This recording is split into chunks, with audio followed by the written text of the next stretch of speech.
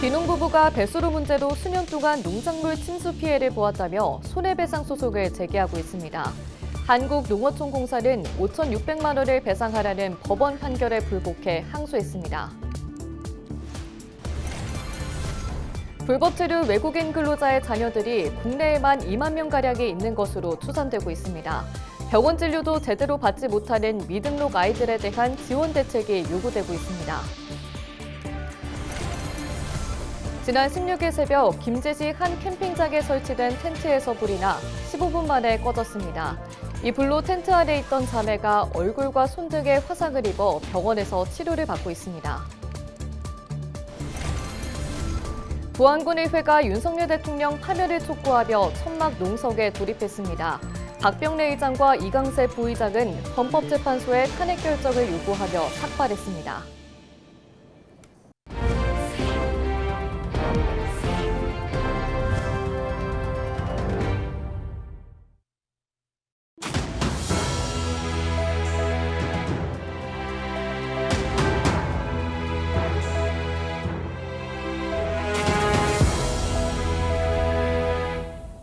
시청자 여러분 안녕하십니까? 헬로티비 뉴스입니다.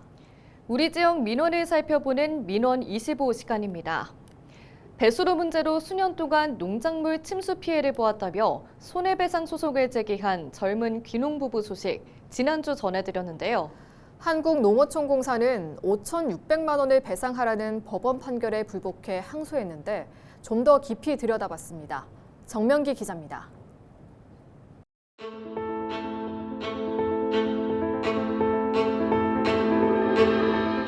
2019년에도 이듬해도 바로 다음에도 침수 피해는 반복됐습니다. 제가 여기 농어촌공사 사장인데 제가 거짓말 하겠냐고 나 꼭 믿고 돌아가시라고 꼭 해주겠다고. 알겠습니다. 꼭 이번에는 꼭 해주세요. 믿겠습니다. 지금 2년 반 동안 죽여놓고 지금도 안 해주려고 그러고 있냐? 뭐라 하는지 알아요? 더불어 그래요.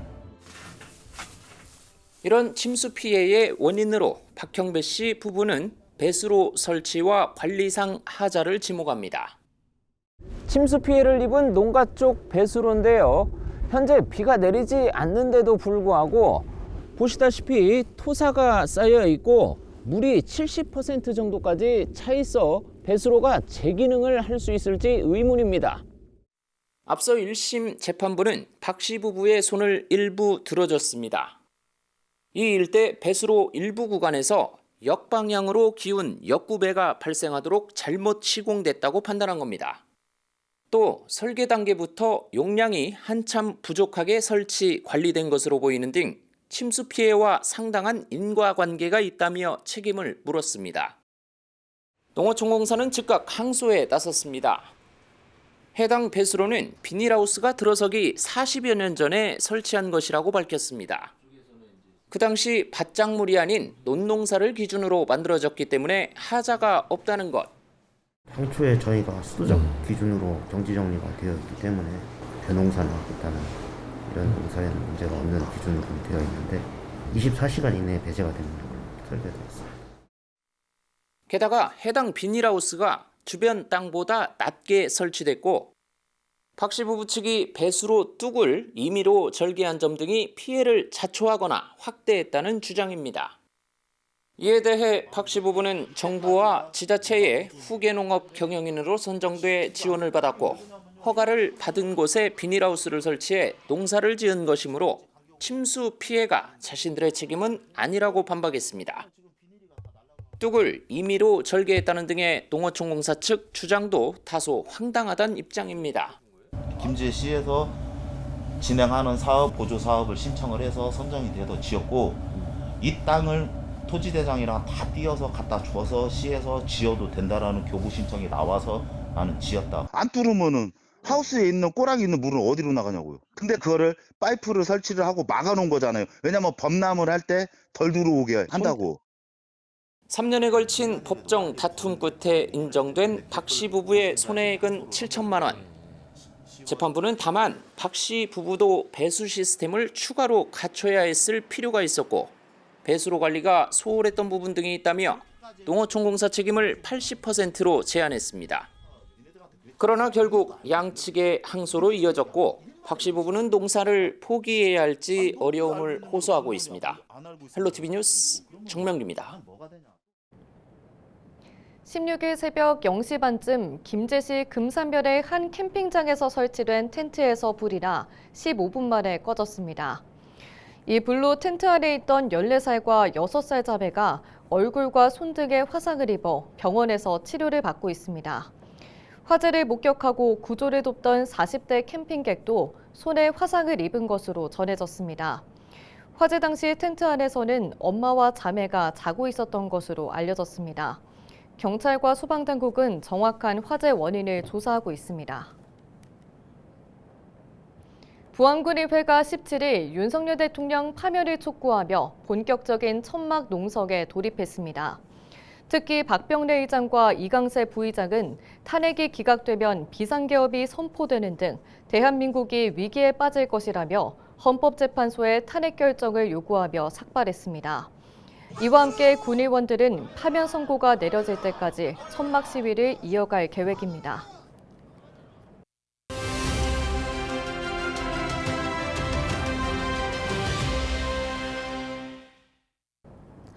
불법 체류하는 외국인 근로자 등의 어린 자녀들이 국내에만 2만 명가량이 있는 것으로 추산되고 있습니다.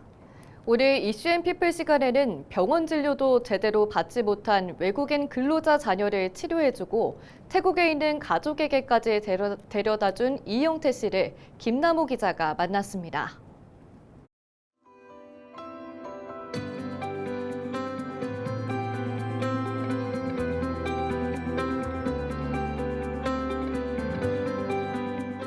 미등록 이주 배경 아동들이 좀 많다고 들었는데요. 좀 이에 대해 좀 설명 좀 해주시겠어요? 우리 관내에는 그 상추라든지 파프리카, 토마토를 많이 생산하는 지역입니다. 그 일에 따라 많은 노동력이 필요하고 필연적으로 외국인 노동자들이 있습니다. 이웃 농장에 외국인 노동자 부부가 결혼 9년 만에 아이를 갖게 되었습니다.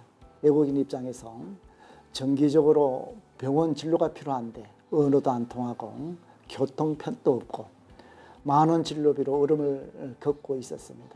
그래서 제가 그 진료와 입원 출산까지 동행을 했고 특히 예수병원의 출산비 도움으로 건강한 아이를 출산하게 되었습니다.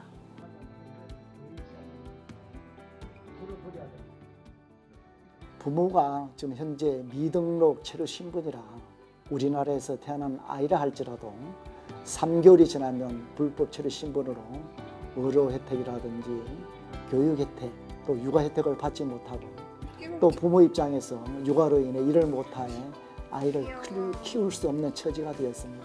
그래서 부득이 나와 우리 집사람과 우리 딸이 생후 2개월 된 아이를 안고 친정집에 데려다 주었습니다. 적어도 우리나라에 태어난 아기들은 일정 기간 우리나라 아이들과 똑같이 의료 혜택, 교육 혜택, 육아 혜택을 받아서 아이도 잘 클 수 있도록 하고 또 외국인 노동자 입장에서 육아와 근로를 병행할 수 있는 환경을 만들어 주시면 좋겠습니다. 풍랑경보가 내려진 전북 서해안에서 바람에 밀려 바다에 빠진 70대가 구조됐습니다. 부안해양경찰서는 지난 16일 저녁 8시 10분쯤 부안군 격포항 회센터 앞 바다에 사람이 빠졌다는 신고를 접수하고 경찰관 2명이 입수해 70대를 구조했다고 전했습니다. 경찰은 풍랑특보가 발효됐을 때 바다로 떨어질 위험이 커 선박 사이를 이동할 때 주의가 필요하다고 당부했습니다. 중국산 콩을 원료로 한 콩나물을 국내산으로 속여 판 혐의로 재판에 넘겨진 업주가 징역형을 선고받았습니다. 전주지방법원은 재작년 11월부터 지난해 1월까지 중국산 콩을 원료로 한 콩나물 56kg을 국내산으로 속여 판매한 혐의로 기소된 김제의 한 음식점 업주에게 징역 6개월에 집행유예 2년, 벌금 1,000만 원을 선고했습니다. 재판부는 콩 종자의 온도, 습도를 조절하는 단순한 공정만으로 콩나물을 재배했으므로 원산지는 종자의 원산지를 표시했어야 한다고 양형 이유를 밝혔습니다. 지난해 군산공항에서 동절기 운항을 중단한 이스타항공이 앞으로도 운항을 재개하지 않을 전망입니다. 이스타항공은 지난달 국토교통부에 항공기 이착륙 횟수, 즉 슬롯 반납을 신청했습니다. 이스타항공은 슬롯 반납의 이유로 전북도의 재정 지원 중단을 들었습니다. 전북도는 이스타항공의 동절기 운항 중단이 군산공항의 안정적인 운역을 해쳤기 때문에 지원을 재개할 수 없다는 입장입니다. 국토교통부는 이번 주 중 전국공항의 운항 스케줄을 승인할 예정입니다. 전북특별자치도가 지속적으로 발생하는 가축 전염병에 대해 브리핑을 열고 대책을 논의했습니다. 지난해부터 고병원성 조류 인플루엔자가 11건, 전국에서 가장 많이 발생한 전북자치도는 농장 주변에 철새 도래지가 분포해 AI 바이러스 오염도가 높은 상황에서 전파된 것으로 추정됐습니다. 그러면서 전년보다 농장 발생이 7건 줄고 살처분 가축도 60만 수 감소했다고 집계했습니다. 최근 전남에서 발생한 구제역에 대해서는 백신을 조기 접종시키고 전남 지역 소 반입 차단에 주력한다는 방침입니다. 1대1로 한 명이 보정으로 한 명이 접종을 하는 그렇게 지금 편성을 해서 운영을 하고 있습니다. 김제시가 산업통상자원부의 기회발전특구 수요 맞춤형 지원사업 공모에 선정돼 국비와 도비 등 2억 7천여만 원을 확보했습니다. 이에 따라 김제시는 지난해 기회발전특구로 지정된 제2특장차 단지와 지평선 제2산업단지 입주기업 수요에 맞는 전문 인력을 양성합니다. 정성주 김제시장의 인터뷰 들어보시죠. 이번 공모 선정으로 지평선 제2산단과 백구 특장차 단지 내 모빌리티 기업의 전문 인력을 안정적으로 지원하게 되었습니다. 미래 모빌리티 기술 고도화 확산에 선도지가 될 수 있도록 최선을 다하겠습니다. 김제시는 다음 달부터 11월까지 재직자와 신규 인력 200명을 대상으로 모빌리티 특화 과정과 인공지능, 디지털 과정, 직무 공통 과정 등을 제공할 계획입니다.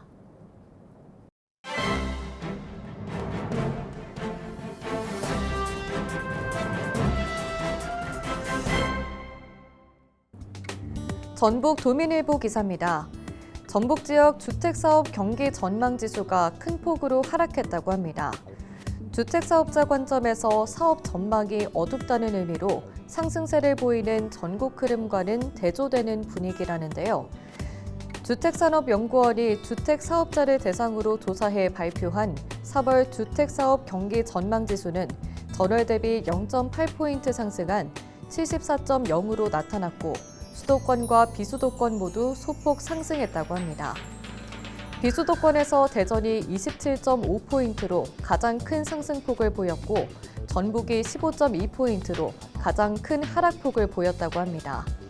전북의 주택사업 경기 전망지수는 2월 81.8에서 3월 66.6까지 곤두박질 쳤으며 1년 전과 비교해도 6.7포인트 하락했다는데요. 주택산업연구원은 전북은 올해 들어 주택매매 거래량이 감소했고 아파트 매매 가격도 하락세를 유지하고 있다면서 올해 1월 기준 전년 동월 대비 착공 물량이 감소했고 인허가 물량도 크게 감소하는 등 주택시장의 침체가 장기화됨에 따라 사업자들 심리에 부정적인 영향을 미치면서 지수가 큰 폭으로 하락한 것으로 보인다고 분석했다고 신문은 전했습니다. 지금까지 신문 브리핑이었습니다. 순창구는 지난 13일 도시재생 사업의 핵심 거점 시설로 조성된 어울림센터 준공식을 개최했습니다. 이 시설은 국토부 공모사업으로 선정된 순창읍 중앙로 일원 도시재생 사업의 일환으로 추진됐습니다. 45억 원의 예산이 투입된 어울림센터는 4층 규모의 복합 공간으로 지역축제나 주민 화합의 장소로 활용될 예정입니다. 도시재생 사업의 거점 시설로서 군민들이 서로 교류하고 소통하며 다양한 활동을 펼칠 수 있는 생활문화 공간으로 거듭나기를 기대합니다. 이상으로 뉴스를 마칩니다. 시청해주신 여러분 고맙습니다.